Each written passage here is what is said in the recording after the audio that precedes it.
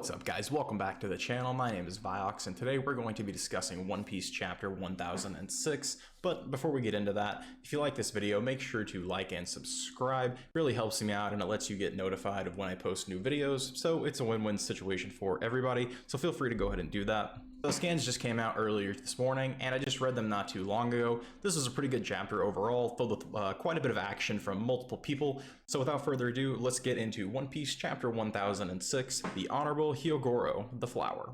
We do start with a dope-ass color spread that includes Kaido and his subordinates, showing each and every one of them, all lined up nice and pretty, but that's not what we're here for.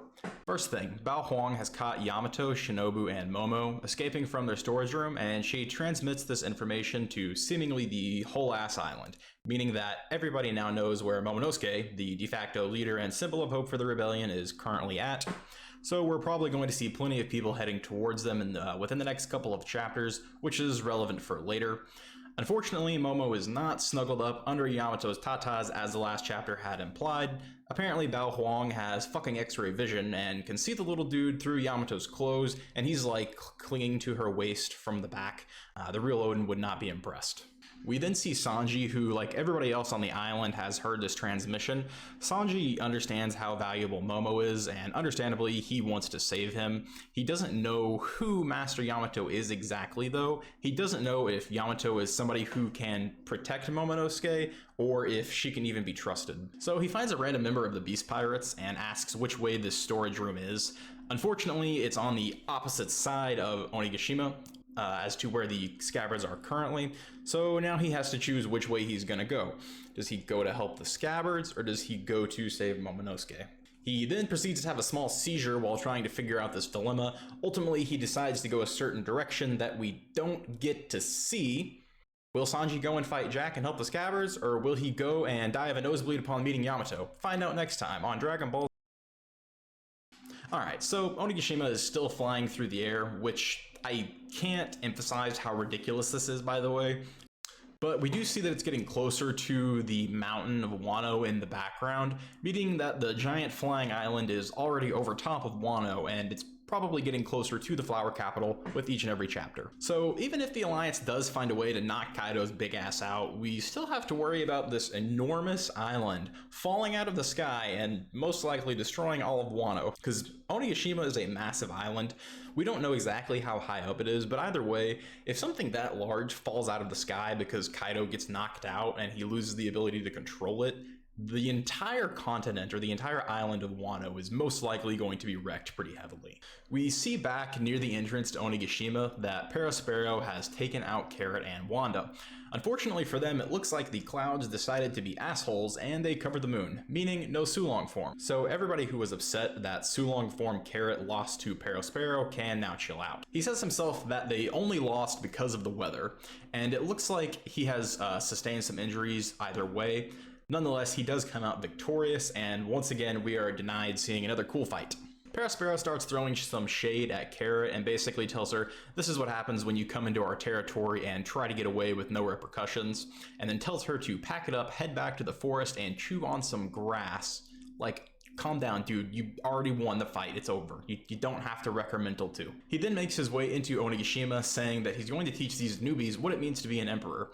He does mention that he's still against allying with Kaido, so if something happens to Big Mom and the decisions start to default to him, we could maybe see them change sides or at least become more of a neutral party. As he was talking about the whole we must teach them what it means to be an emperor part, I was really hoping that Carrot would get back up and be all cool, kind of like Jinbei from Whole Cake Island, and be like, Luffy will be king of the pirates, you emperors are nothing compared to him, or something like that.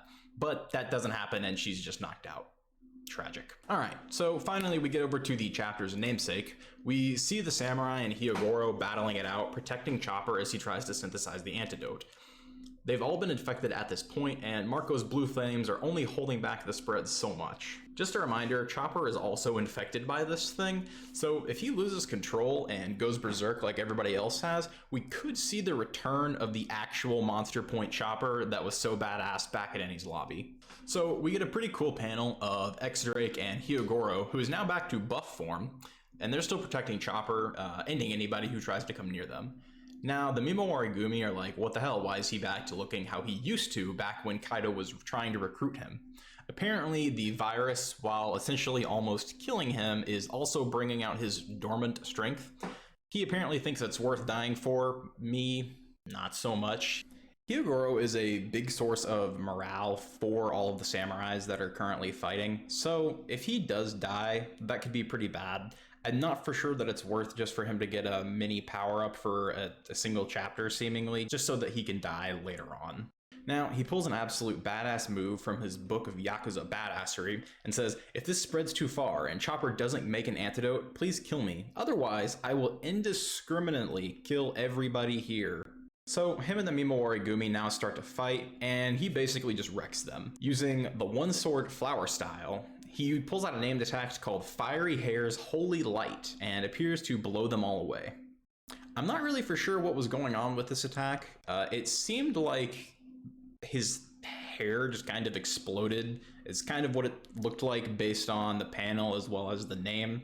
So I'm not for sure. We'll have to probably wait for the anime to see exactly what that looks like, but it looked pretty cool. After blowing them all away, Hyogoro starts to reminisce back with Odin and wonders if they could have beaten Kaido if they had teamed up back in his prime.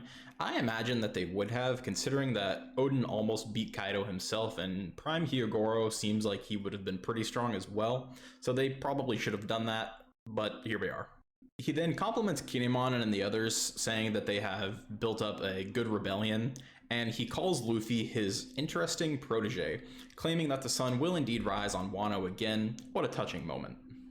So Queen sees Hyogoro destroying basically everything on the floor and tries to shoot a laser beam at him, because apparently that's something that he can do. Apparently there's nothing that modding your body can't do for you in the One Piece world. Queen really would have liked Cyberpunk. But before the laser can fire off, Marco barges in and hits Queen with a Phoenix brand right to the neck, doing some good damage and stopping him from shooting off the laser beam to finish Hyogoro. Marco then reminds Queen that he is his enemy, not Hyogoro. This enrages Queen, who then shoots the laser beam at Marco, and then King also flies in and appears to slice off one of Marco's wings. However, this basically does nothing to Marco because, his devil fruit is absolutely broken. He regenerates basically any damage that was done to him, and then he hits King with a blue bird flame attack. The next few pages are just some absolutely amazing fighting panels between the three, and Marco is single-handedly owning King and Queen at the same time. We do eventually see that he's out of breath, but King and Queen look much more messed up in my opinion. Marco's basically like, oh golly gee guys, taking on two enemies with over 1 billion berry bounty is really hard, and then pretends to wipe the sweat away from his face. What a legend.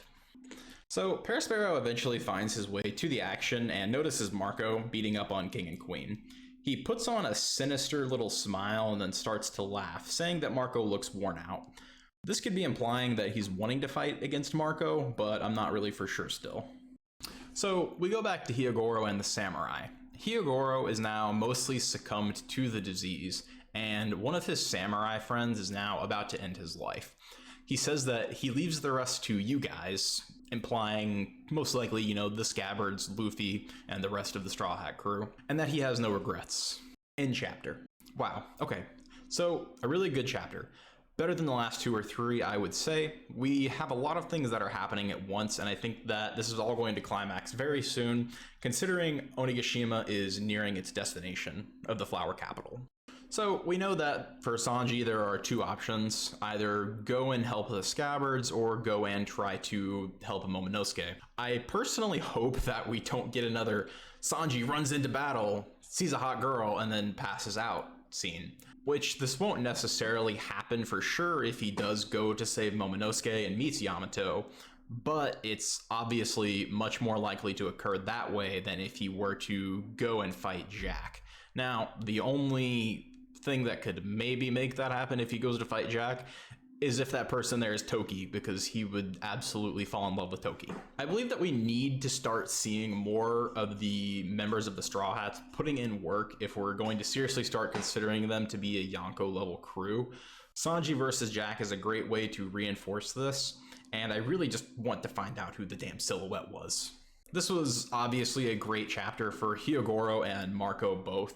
Both of them really got to show their stuff. I seriously doubt that Hyogoro will actually die.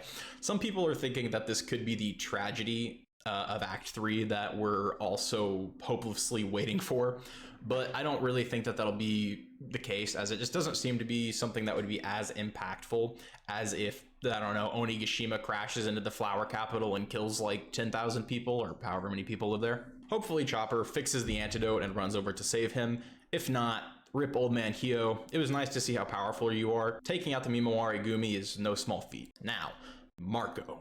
Marco. What an absolute badass. Reading the spoilers, I was half expecting to see him just kind of holding his own against King and Queen, but he's just wrecking them. He's waving off their attacks like it's nothing and tossing them into buildings as if they were no more than just a normal gifter to him. It'll be interesting to see what Parasparrow does from here.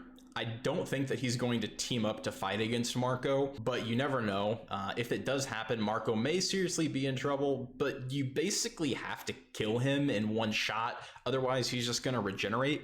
So unless one of them is powerful enough to do that, which King maybe, Queen, I just don't see his laser beam attack doing enough damage to insta-kill Marco. He got hit by it in this chapter and it basically did nothing. So maybe King has something up his sleeve. Maybe once he goes into his hybrid form, we could see that. I think that may be a possibility. But as for right now, I don't think any of the three of them would be able to just straight up one-shot Marco. So I don't think that he would die, but you never know. So I think he's safe for now, but him dying could also be that big tragedy, once again, that we're all waiting for. I think Marco dying would be pretty big hit to the morale of the Alliance. I obviously don't want that to happen. I love Marco, but it could be some motivation for everybody to fight harder. Overall, this was a pretty amazing chapter. Like I said, I believe it was better than the last 2 or 3. At least. I can't wait to see which way Sanji headed and also see what happens to old man Hio, but knowing Oda, we probably won't see it for 2 or 3 chapters at least, so hopefully we'll get our answers next week, but most likely not. Anyway, I hope you all enjoyed this video. Let me know your thoughts, comments, and suggestions down in the comments section. Like, subscribe, all that good stuff. Until next time, peace.